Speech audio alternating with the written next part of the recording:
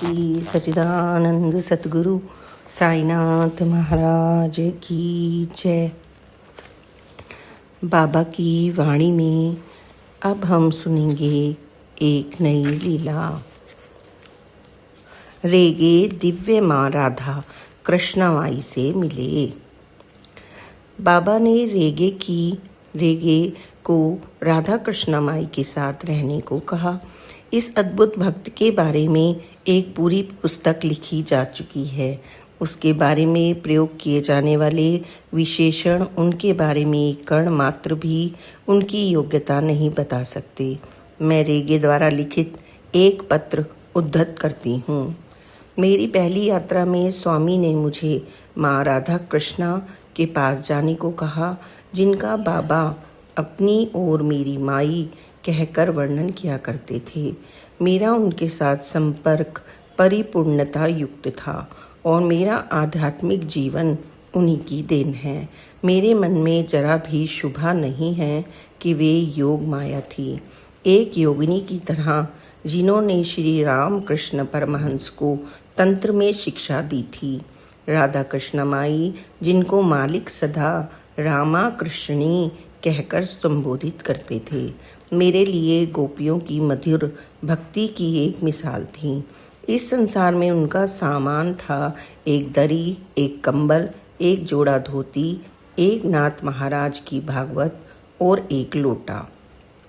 उनके पास भगवान कृष्ण की एक प्रतिमा थी जिसे वे छवि कहते थे। जिस तरह श्री राम कृष्ण का राम लाला, वह उस छवि को एक बच्चे की तरह रखती थी और बड़े चाव से उसे पूजती थीं। उनका समय मालिक और छवि की सेवा में ही बीतता था।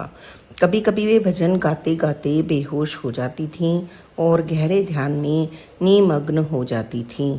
जिन भक्तों को मैं शिरडी में मिला, भक्ति के बारे में उनके अपने विचार ही थे और हर कोई या हर एक समुदाय यह सोचता था कि उनका अपना तरीका ही ठीक था और बहुत बारी दूसरों के विचारों के प्रति सहनशीलता न थी।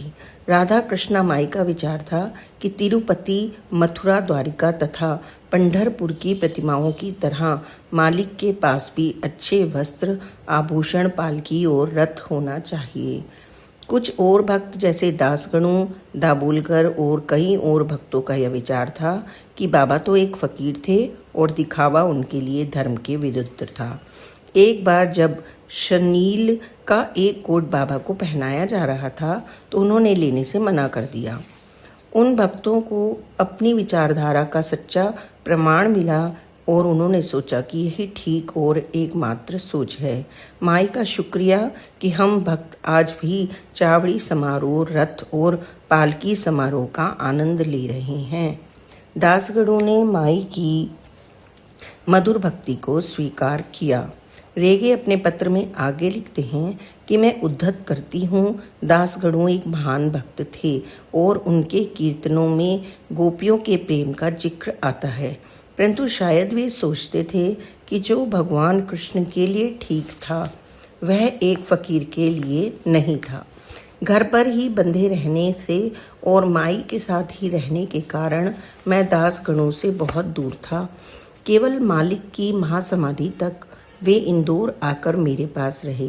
फिर आंखों से आंसू भरकर वे बोले, बाबा साहेब, आप बहुत भाग्यशाली हैं कि आपके पास सर्वोच्च स्तर का भक्त है।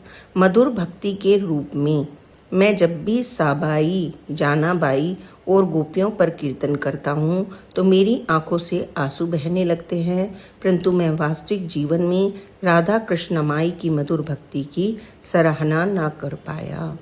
रेगे का योगाभ्यास। सन 1911 में मैंने योगाभ्यास करने का सोचा।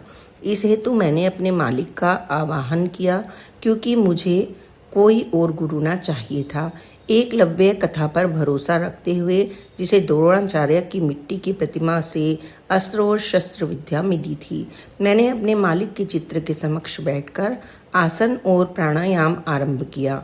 मैं अपनी श्वास को नियंत्रित कर सकता था और 1 साल के समय में मैं अपने दिल की जांच से 6 श्वास से रोक सकता था।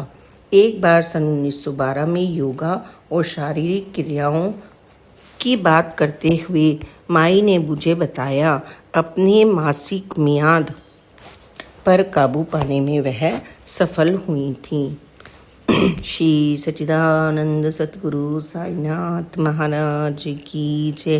बाबा की प्यारी प्यारी लीलाओं को सुनने के लिए please like, subscribe and share this channel. Om Sai Ram, जय साई राम, ओम साई राम।